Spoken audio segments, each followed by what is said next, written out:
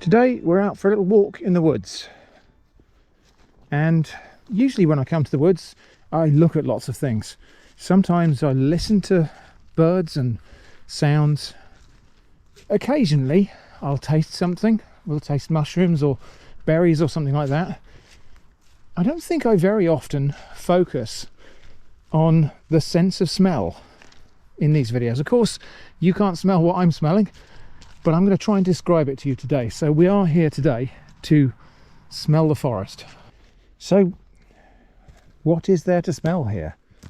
Well, this is a coniferous woodland. I think these might be spruce or larch or something like that.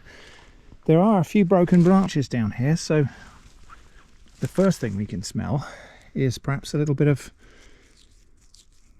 well, some foliage. Give that a little crush in my hands. Oh, yeah, so that's got a really fresh, resinous, woody, almost lemon-like scent.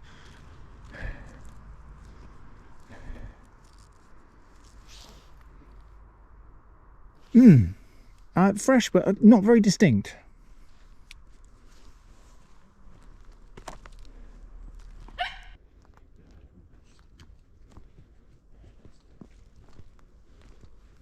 I've never really thought about what's the smell of moss.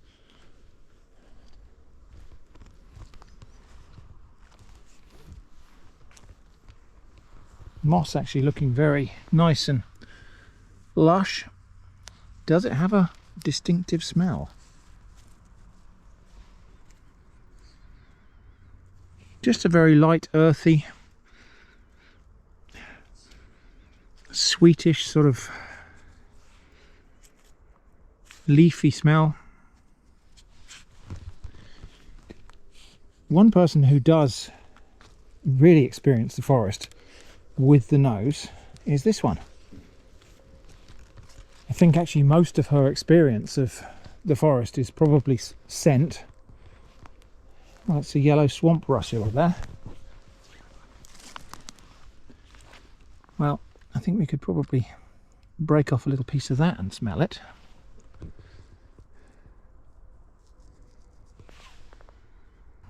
Slightly fruity smell, that one.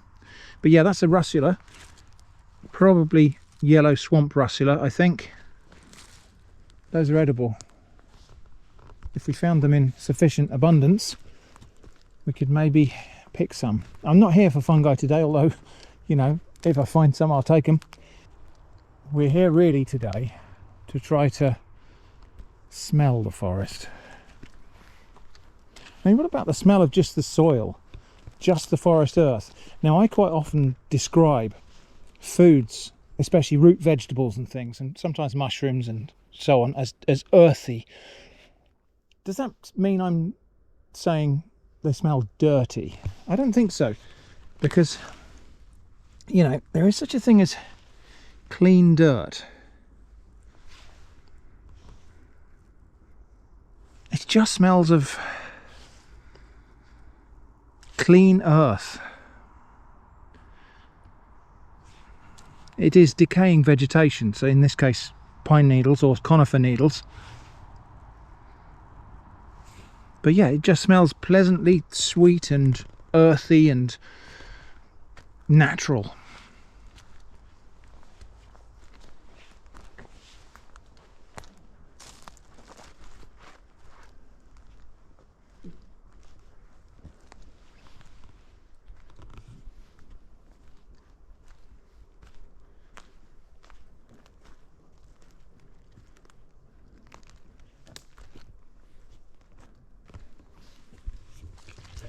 So what about this crumbling, decaying wood here?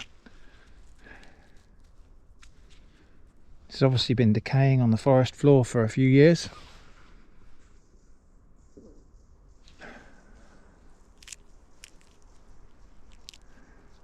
To the point that I can almost crumble it apart with my fingers. What can we smell here? Very much like the smell of the earth. but obviously woody, resinous, sort of pine, sawdusty smell. Oh, a small dog. A small dog with the zoomies. Eva.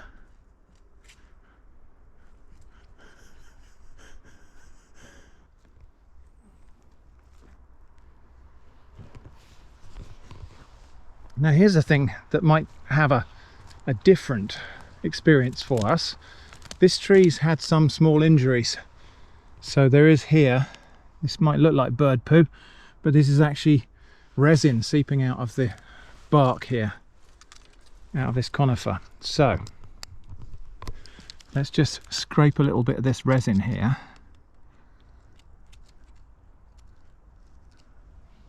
Without injuring the tree, obviously, and have a sniff of that.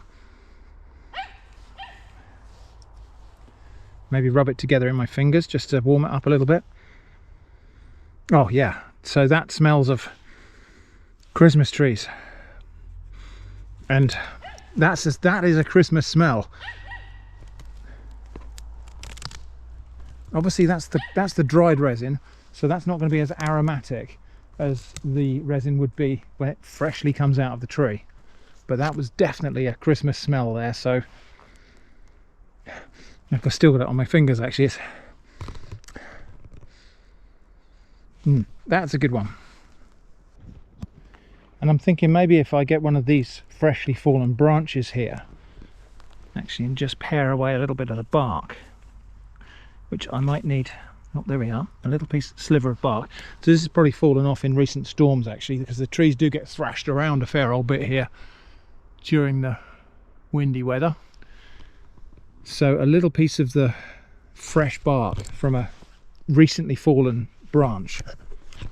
What's this one got for us? Oh, even more so. Oh wow, that's definitely Christmas. Now I don't know what kind of branches, I think this might be a spruce. Okay. So there are going to be other conifers here as well, so that was a sniff of spruce. But what is pine? Does pine smell different? What about the larch? The larch.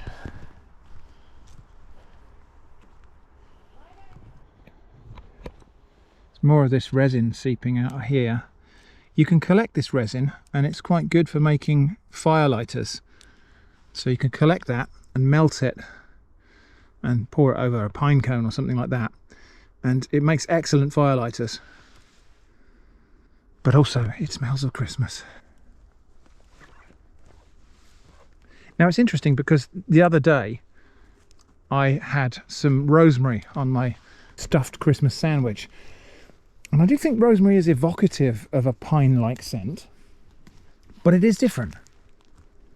So it's interesting that that whole category of resinous smells is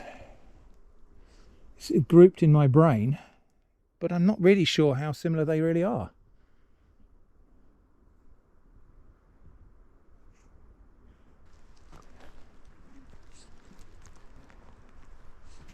Now here in the middle of this plantation of conifers is a silver birch.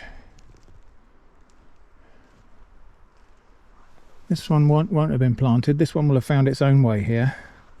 Now I'm not going to peel off a piece of birch bark and smell that. I imagine that would probably smell quite nice and different, but I don't think I'm going to try to injure any living trees or anything today. If we find a recently cut log of birch or something like that, or a fallen branch, a fallen tree, I might have a little shaving off of it, but I'm not going to go hacking into trees just for the sake of my nose. Now of course, without actually picking anything up and shoving it under my nose, there is a kind of pervasive scent of forest here, and it is a kind of blend of those things I've already described. There's a definite earthy smell here, which is probably the earth and the moss. there is an aromatic resinous scent here, and I think that's probably coming from all of these fallen branches and the more recently broken vegetation.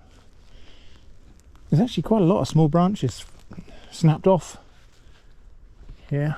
We did have some extremely high winds, as I say, the other day, so I imagine things were thrashing about quite a bit up there. Perhaps sometime we'll get to the woods in the middle of a storm and we'll experience a storm in the woods. That could be a thing for another day.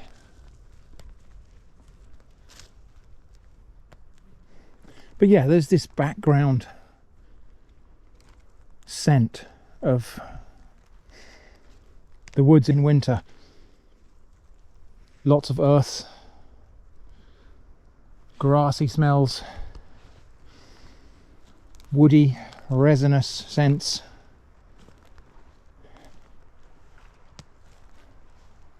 All of these things are here when I come here normally,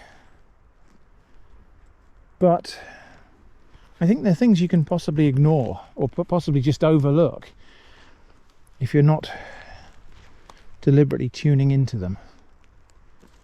And that's what today's about, really. It's actually just trying to tune in a different sense and experience the forest in a different way to what I normally do.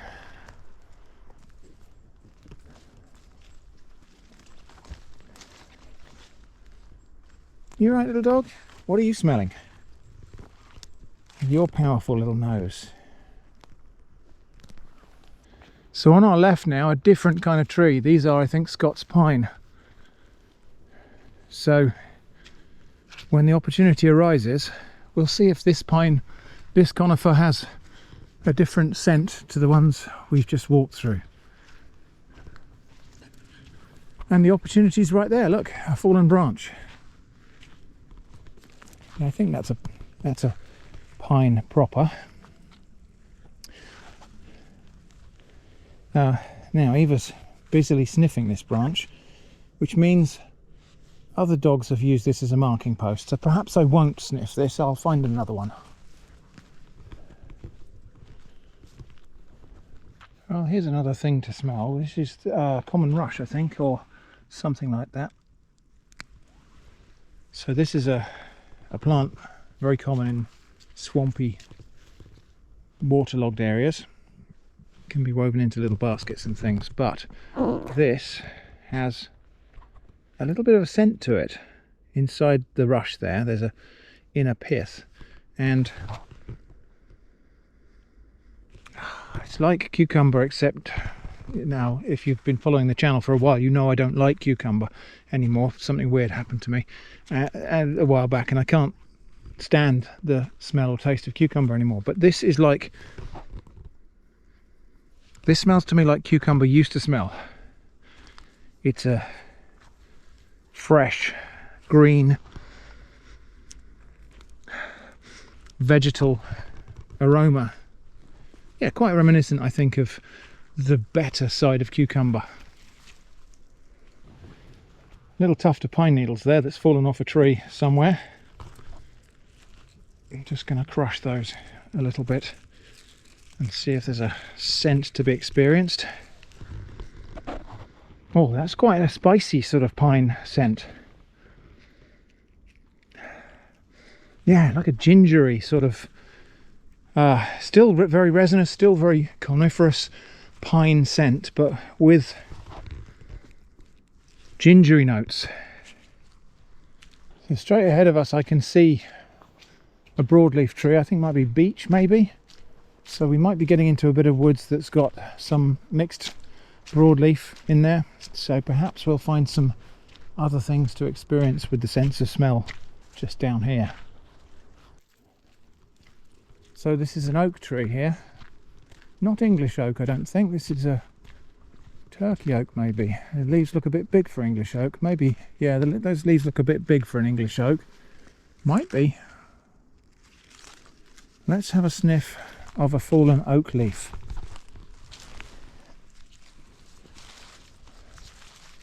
Again, crushing it will just give us something to smell. There's a smell to that that's almost like fresh baked bread or something like that. There's a kind of foodie type of smell to it, like rye bread or biscuits or something. And tea leaves.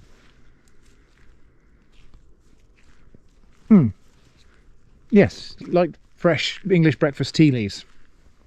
I imagine that's the tannins and well, the leafiness anyway. Tea leaves are leaves, aren't they? But not from oak trees. Now, it might seem weird that I'm out here deliberately smelling things. I suppose maybe it is, but I feel like this is like, you know, when you have a box of coloured pencils and there's one pencil you never really use. It might be interesting just to get that pencil out and use it on purpose sometime. And I think that's the same with the sense of smell, especially in this context. Certainly in the kitchen, I use my sense of smell a lot. But when I'm out and about in the woods, do I use my sense of smell very much? Probably not. Although here's one thing you have seen me smell on camera before. This is gorse.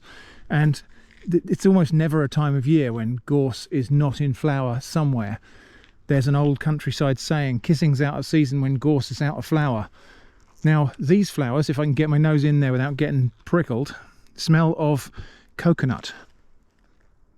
Oh wow, and it's actually there. I didn't expect to have that right in my face today because I thought maybe it would need the sunshine on it.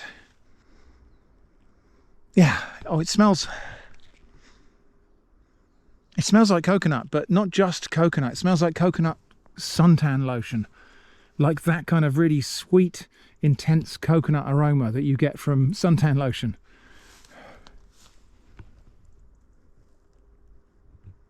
Oh, that's really, really good though. That's a really nice smell. It's like coconut and vanilla. Now what about bracken? Bracken is a type of fern. I know that when it's growing and it's green and fresh, it has quite a scent to it. What about when it's dried and died back like this? Not so much. No, there's not really an awful lot of scent or smell to dried bracken, or at least I can't discern it today. And there's also heather. Are we going to get anything from these little strands of, what is it, bell heather or something like that? I probably should wash my hand down after, in between each thing, so that I'm not cross-contaminating here, but just a very, very faintly herbal smell from that, really. Herbal, vegetal, sort of, not really herbs as in thyme or rosemary or anything like that, but just a very faint herbal, sweetly vegetal smell from the heather. I know there's probably a lot more to experience with the sense of smell here, and if you can think of things I should have smelt, do let me know in the comments. But it has been quite stimulating to get out here and just exercise a different sense from the ones that are obvious in this context. So here's a tree that will give us hopefully a different experience to sniff.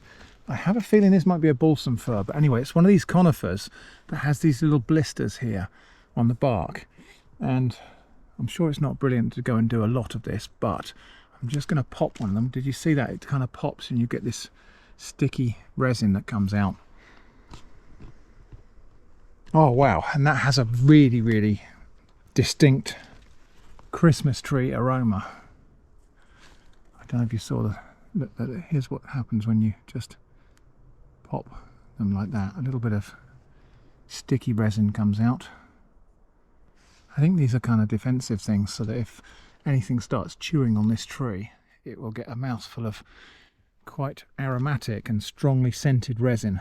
But yeah, sticky, very, very freshly lemony, sort of piney Christmas tree aroma. Definitely that is one of the smells of Christmas.